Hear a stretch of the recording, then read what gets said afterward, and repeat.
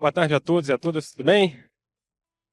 Bom, gostaria de agradecer o convite da MEF para fazer essa exposição.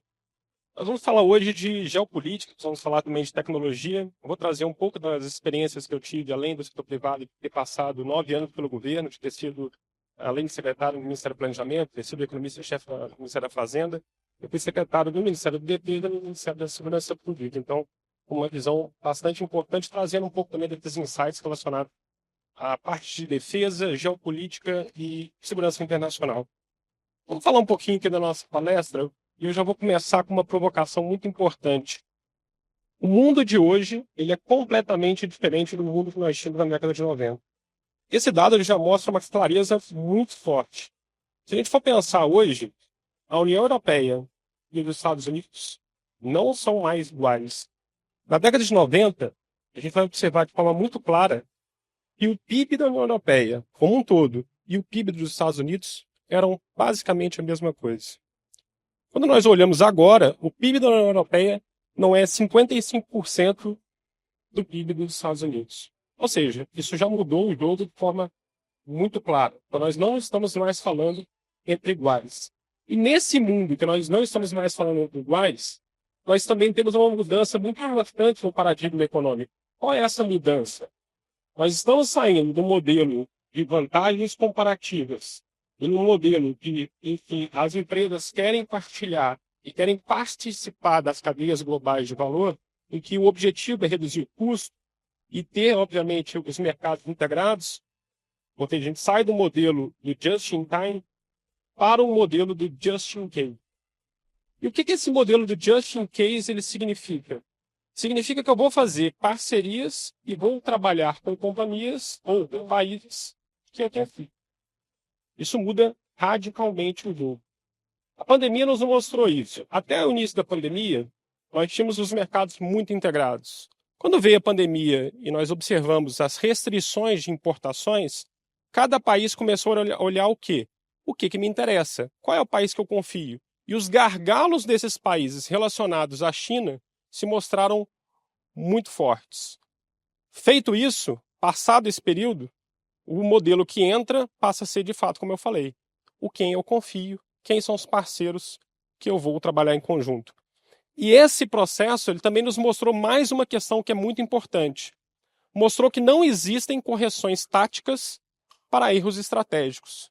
A Alemanha tomou um erro estratégico muito forte. A Alemanha decidiu ficar dependente da energia da Rússia.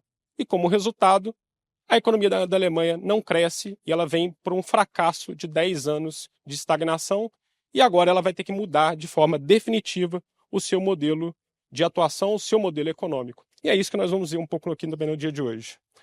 Quando a gente vai falar de crescimento no longo prazo, e aqui eu faço uma provocação também sobre essa parte de inteligência artificial, no longo prazo, a variável relevante é produtividade.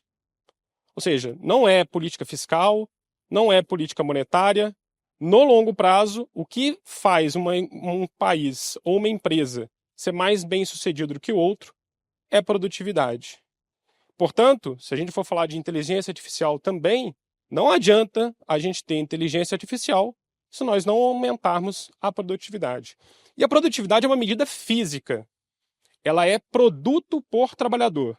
Quanto cada trabalhador consegue produzir. Isso é a produtividade. E olhando esses dados de produtividade, da década de 90 até agora de 2025, nós observamos que a produtividade nos Estados Unidos ela cresceu 65%, enquanto que outros países observaram um ritmo muito menos acelerado de crescimento da produtividade.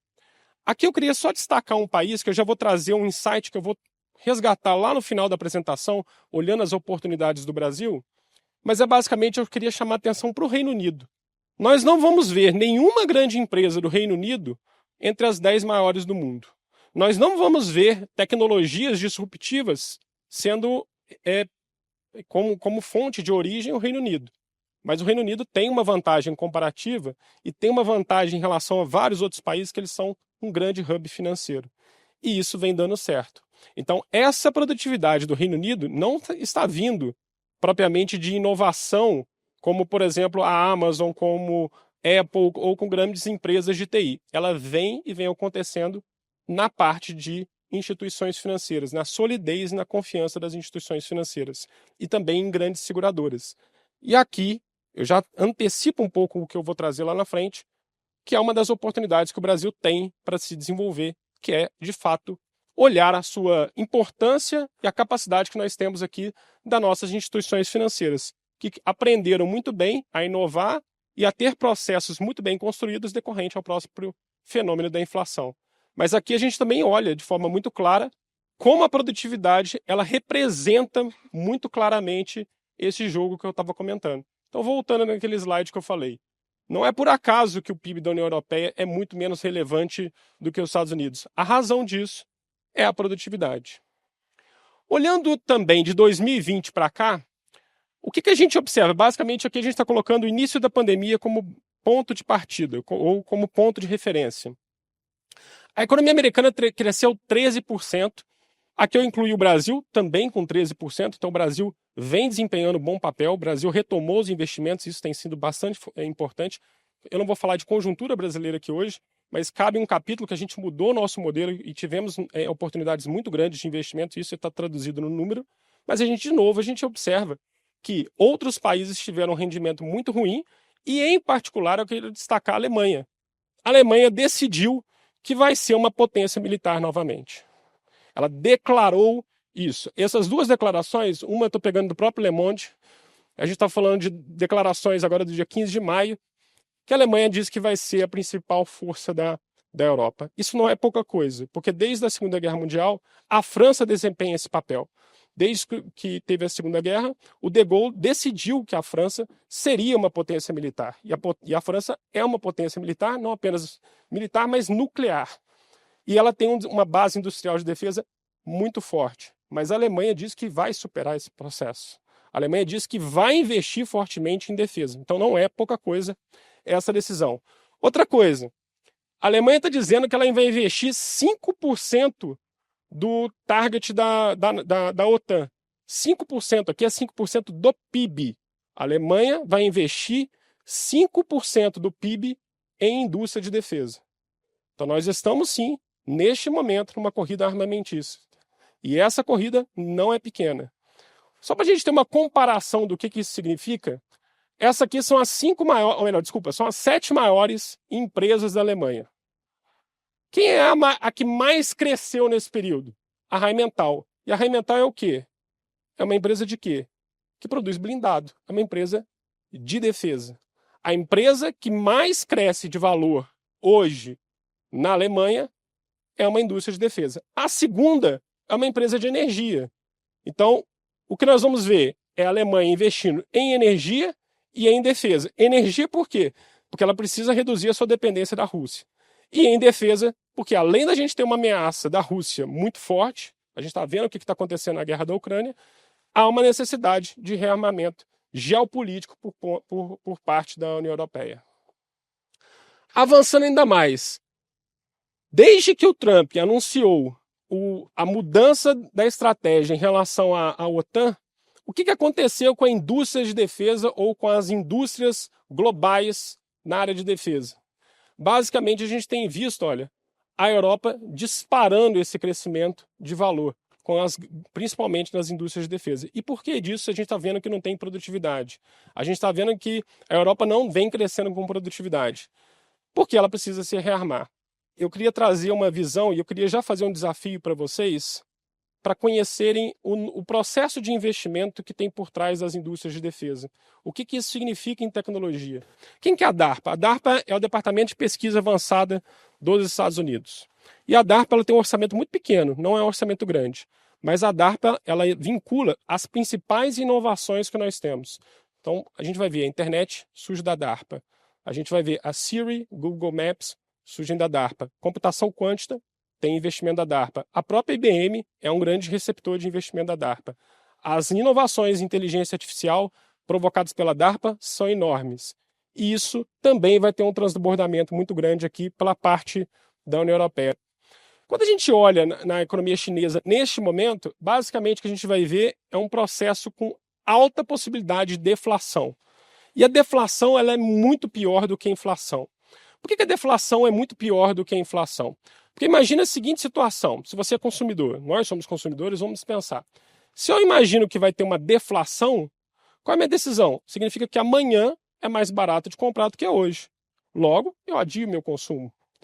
Segundo processo, imagina que agora eu tenho uma dívida. Então significa que a minha dívida amanhã vai ser mais cara que a minha dívida hoje. Então tem um outro processo problemático. E o que a China está vivenciando neste momento é uma deflação. Não só uma deflação, mas também nós estamos verificando que um percentual cada vez maior de pessoas acham que no mês seguinte a inflação será ainda mais baixa. Ou seja, há um processo, uma espiral deflacionária na China que é muito difícil de você reverter. É muito complicado. Isso coloca uma dificuldade na gestão econômica que não é pequena. Então, além disso, o preço dos imóveis também queda muito forte. Observem ali também que todo esse processo aqui, olha, toda essa zona aqui está no campo negativo. E por mais que tenha essa elevação aqui, momentânea, ainda assim é um número negativo. Então, um processo aí de queda muito forte também dentro do mercado imobiliário dos preços dos imóveis. Pegando as principais incorporadoras chinesas desde 2022, todas as incorporadoras estão com quedas significativas de preço nas ações. Sendo que algumas a gente está chegando aí perto de 100% de queda no preço de mercado. Então, isso, se a gente falando aqui, imagine que eu tenho um dos motores da China, é o investimento em infraestrutura, e eu olho para a bolsa e vejo essas ações em queda, você fala assim, como é que está sustentando aquele crescimento realmente de 5%? A queda é muito forte nessas incorporadoras. Desde a década aqui principalmente depois de 2008, a produção de petróleo dos Estados Unidos explode. Ela cresce como nenhum outro país do mundo. E hoje os Estados Unidos são os maiores produtores de petróleo do mundo. O Brasil também passa a ser um produtor importante. E aqui, só para a gente colocar um parênteses, apesar da gente ser grande produtor, a gente não refina o petróleo. Inclusive, a gente refina o petróleo do pré-sal nos Estados Unidos. De sorte que foi muito boa a notícia da gente não ter, nessa guerra com o Brasil também, de ter tarifaço, de ter tido uma imposição de tarifa na balança de comércio do petróleo. Porque só a gente estaria com gasolina, que hoje no Brasil, não a R$6, mas provavelmente a 12. Imagina 50% de tarifa dentro de uma base de comércio relacionado ao petróleo. Nesse processo, a China tem importado petróleo de quem? Muito da Rússia. A China vem importando de forma decisiva o petróleo da Rússia. E esse é um problema muito importante, por quê? Porque se a gente for pegar da geopolítica global, desde o Kissinger e as expectativas relacionadas aos Estados Unidos, o maior medo da política externa americana era um alinhamento entre Rússia e China, e isso está ocorrendo. Esse alinhamento entre Rússia e China sempre foi o maior medo da política externa americana. E isso está ocorrendo. Qual que é o resultado disso? O resultado disso é que estão ocorrendo várias conversas, várias análises preocupantes, dizendo que a National Security Agency dos Estados Unidos, a NSA, está mudando a sua estratégia relacionada à defesa. Em que sentido? No sentido de que a América do Sul, porque o jogo da Ásia está cada vez mais difícil e alguns analistas dizem que eles perderam o jogo da Ásia, eles vão dizer o seguinte, na América não perca o jogo. E isso faz com que a estratégia para o Brasil, para a América do Sul, não seja somente mais uma estratégia econômica, mas passe a ser uma estratégia de segurança nacional. Isso muda o jogo. Por que muda o jogo? Porque a forma como eles vão interagir com o Brasil não é mais simplesmente eu quero comprar, não quero comprar. É mais o seguinte, a forma como nós atuarmos vai influenciar a segurança nacional nos Estados Unidos. E para isso eles vão jogar um jogo que é diferente do jogo econômico. É o jogo do tabuleiro geopolítico e o jogo do tabuleiro estratégico. Todo ou uma parte relevante do petróleo da China passa na frente de uma base militar americana. Sendo que as principais bases americanas são essas aqui marcadas com estrelinha mais forte. Uma delas, obviamente, está bem aqui no Estreito de Malaca. Está bem aqui. Aqui em Guam, que é uma das bases mais importantes da Marinha Americana, nós temos 2 porta-aviões nucleares permanentemente estacionados. Pelo menos 2. Então, o que a gente está vendo dessa questão geopolítica é que essa questão do domínio do Mar do Pacífico é também uma questão de segurança energética para a China e também uma questão geopolítica estratégica para os Estados Unidos. E esse processo vai continuar permanecendo. Nós vamos continuar tendo um problema cada vez maior nessa zona e nessa área, como eu comentei, a China depende fortemente da importação de petróleo. Hoje, o consumo das famílias na China, ou seja, se eu for pegar dentro do PIB, tudo que as famílias consomem na China, eu estou falando de 7 trilhões de dólares. A China consome quase 40% do PIB. A União Europeia, ela consome 52% do PIB, ela consome 8,5 trilhões de dólares. Mas os Estados Unidos consomem 19,7 trilhões de dólares. Ou seja, o consumo hoje nos Estados Unidos é maior do que o consumo na China e na Europa somados. Logo, quando eu estou falando de um jogo geopolítico em que eu coloco restrições ao comércio, eu estou dizendo que os Estados Unidos têm mais poder de barganha do que a China e tem mais poder de barganha também que a União Europeia. A ideia de que quem compra tem poder de barganha. E por isso, a estratégia dos americanos de dizer vem para cá e produz e eu dou incentivo, tende a funcionar. Mais um ponto para eu destacar. O estado mais pobre dos Estados Unidos é o Mississippi. É o estado mais pobre dos Estados Unidos. O PIB per capita do Mississippi é de 39 mil dólares. Esse PIB per capita do Mississippi é maior do que o PIB per capita da França, é maior do que o PIB per capita do Japão e é pouca coisa menor que o PIB per capita da Alemanha. Ou seja, o estado mais pobre dos Estados Unidos tem o poder de consumo muito parecido com das principais economias globais. Eu não estou nem falando da China, que a gente está falando de 13 mil dólares. O Brasil, 9.700 dólares. Os Estados Unidos, o mais baixo do estado, 39. Mas qual é o PIB per capita dos Estados Unidos hoje? País, quase 86 mil dólares. Essa é a diferença de PIB per capita que a gente está falando. Se a gente for para a Califórnia, então, a gente está dizendo ali 100 mil dólares o PIB per capita da Califórnia. Então, há uma discrepância muito grande. Isso é um ponto para a gente chamar a atenção. Por quê? Porque as economias irão para onde? Para onde tem demanda, para onde tem consumo. E os Estados Unidos são o local que tem o consumo. A China tem, de fato, uma vantagem comparativa em ferrovia. Ferrovia é inevitável. Eles têm uma vantagem muito grande, trem-bala, ferrovia, logística. De fato, eles estão muito bem. Outra coisa que eles estão fazendo muito bem, além disso, eles têm além de ferrovia, a gente tem aqui engenharia naval. Ó.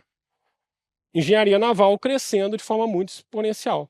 Mas engenharia naval não necessariamente engenharia militar, apesar de hoje, em número de barcos, de navios, a marinha da China hoje já tem mais navios que a marinha americana. Apesar de só ter 2 porta-aviões, sendo que um era adaptado. O americano tem 11 porta-aviões nucleares. Então, há uma discrepância ainda de força de marinha aí bastante significativa. Mas, ou seja, se a gente for ver nas grandes indústrias de tecnologia, a gente não vai ver uma participação da China tão grande. E eu destaco num ponto aqui que é muito importante, a aeroespacial, com uma participação de 3,4%.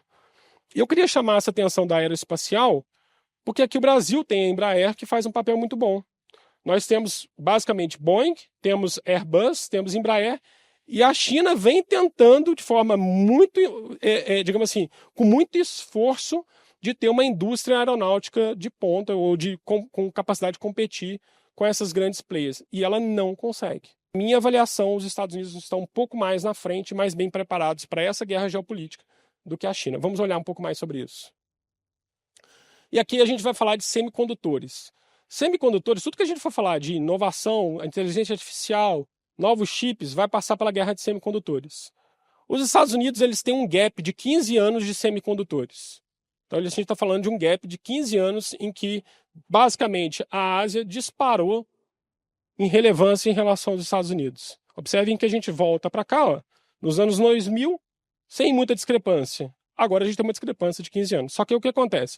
O governo americano está colocando política em cima de política, incentivo atrás de incentivo, para fazer esse catching up. E ele está fazendo? Ele fez e fez bastante. Observem que de 2020 para cá, ele já conseguiu fazer um ganho de catching up. E ele vai continuar investindo fortemente nisso. Essa tônica vai permanecer. No que diz respeito a semicondutores e a guerra de IA, essas duas companhias, além da NVIDIA, são centrais nesse jogo. E não é por acaso que a China está muito focada na questão de Taiwan. Por quê? Porque Taiwan hoje é o principal polo de semicondutores do mundo. Mas não só. Tem essa empresa na Holanda que faz uma questão super especializada na questão de litografia de gases para condução, para estabelecimento de semicondutores, que é ultra especialista e também coloca a Europa com essa única companhia como eixo central na parte de semicondutores. Inteligência artificial, ali tem essa discussão. Computação quântica, também os Estados Unidos na frente. 5G, 6G, a China com liderança, mas, segundo o ChatGPT, a possibilidade de catnap é alta, então não é uma dificuldade tecnológica difícil de você fazer o catnap. Isso de fato não é. Tanto é que a gente vai ver que tem empresas suecas que trabalham muito forte sobre isso. Robótica avançada, também os Estados Unidos na frente, energia limpa aqui com a China para trás. Só que aqui a dificuldade de catnap, segundo o ChatGPT, é muito baixa. Por quê? Porque depende de refino de mineral crítico. O que é mineral crítico? Mineral crítico é basicamente esse conceito. Ele é essencial para energia, tecnologia, defesa e indústria. Então, esse é um ponto muito importante. Mineral crítico, não se faz equipamentos de alta intensidade tecnológica sem mineral crítico. Se você não tem a oferta de mineral crítico, você está fora do jogo. Então, esse é um ponto muito importante para a gente falar aqui mineral crítico. Quais são os minerais críticos? São esses aqui, basicamente essa lista de mineral crítico. Como eu fiz uma lista, mas eu quis o que tem amarelo e amarelo e verde é o que o Brasil tem. Então observem que na lista de mineral crítico o Brasil tem de sobra e tem muito. Inclusive na parte de nióbio que a gente já ouviu falar recentemente, está ali em Araxá, o grupo detentor do monopólio de nióbio no mundo é basicamente a família Moreira Salles do Itaú Unibanco. Então a gente está vendo que também tem um ponto muito importante para entender onde está esse mineral crítico. Então, mineral crítico a gente está falando basicamente aqui, ó, essa parte de nióbio. Ó, o Brasil tem hoje 90% das reservas conhecidas. Você não faz turbina de avião sem nióbio. Então, isso é um ponto muito importante. Não faz foguete sem nióbio. Não tem exploração espacial sem nióbio. Mas quando eu falei que está tendo uma restrição e o jogo vem acontecendo, e eu falei que a China tem hoje o domínio da extração de mineral crítico e também tem feito restrições, o americano colocou restrição para a China botou restrição para o americano. Olha o preço dos minerais críticos que acontece desde 2024. Basicamente explodem questão de mineral crítico.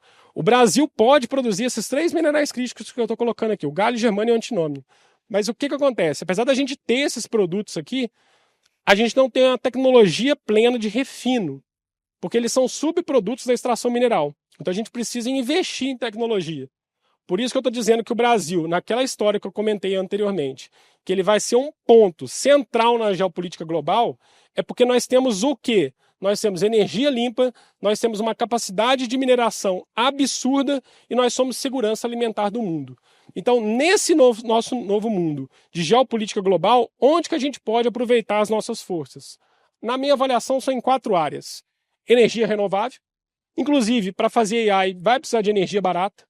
Não tem como treinar modelo, enfim, ter uma capacidade de processamento de computação muito forte sem energia.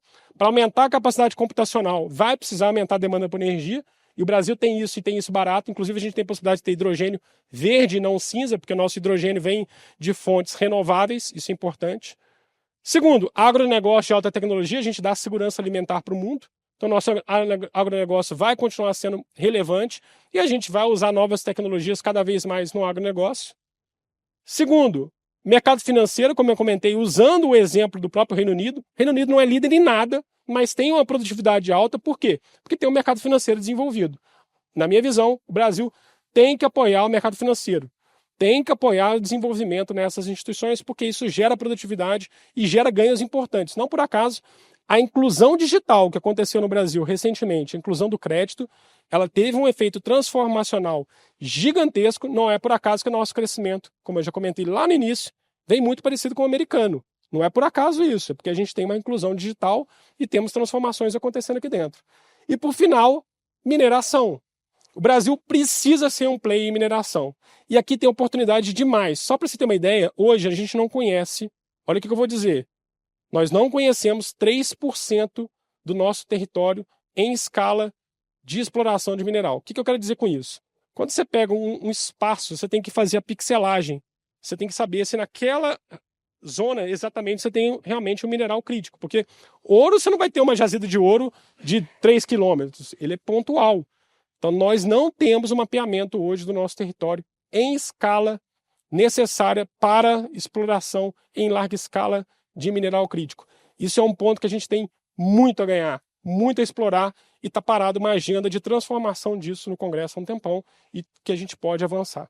Então, mineral crítico, eu acho que é um ponto essencial para a gente nessa geopolítica. Nós não vamos conseguir competir com a NVIDIA, nós não vamos conseguir competir na produção de semicondutores, mas a gente pode participar dessa cadeia produtiva e sermos um player, porque nós temos capacidade sim de recebermos investimentos para fazer energia, nós podemos e temos condições de sermos um fornecedor estratégico de terra rara, de refino de terra rara e de produção de metais estratégicos para essa nova economia, e principalmente a gente tem aqui um agronegócio que vai dar segurança alimentar e um setor financeiro capaz de financiar e de dar as condições para o desenvolvimento desse setor. Essa será a nossa agenda. E para concluir, na minha avaliação, nós não temos e não devemos e não precisamos entrar de um lado ou de outro. Nós não precisamos nem brigar com os americanos e nem brigar com os chineses. Por quê? Os chineses são os nossos maiores compradores do agronegócio. Então a gente não quer brigar com eles, eles são os nossos compradores. E nós também não queremos brigar com o americano, porque a maior parte dos investimentos no Brasil, se a China é nosso maior parceiro comercial, a maior fonte de investimentos no Brasil vem de economia das empresas americanas. Então a gente também não quer entrar em conflito. O que a gente precisa fazer? Talvez é olhar um pouco a história, ver o que o Getúlio Vargas fez. A gente, em vez de brigar com os Estados Unidos e brigar com a Alemanha, pediu a CSN. O que a gente precisa agora? Precisa ter, vem cá, oferece o que a gente pode ter e vamos participar das duas cadeias de valor. Vamos participar de forma pragmática, como a gente sempre foi.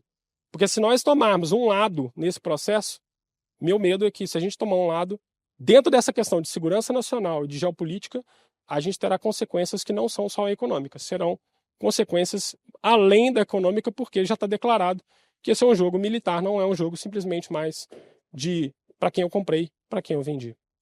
Bom, eu agradeço enormemente o convite, muito obrigado e boa tarde a todos.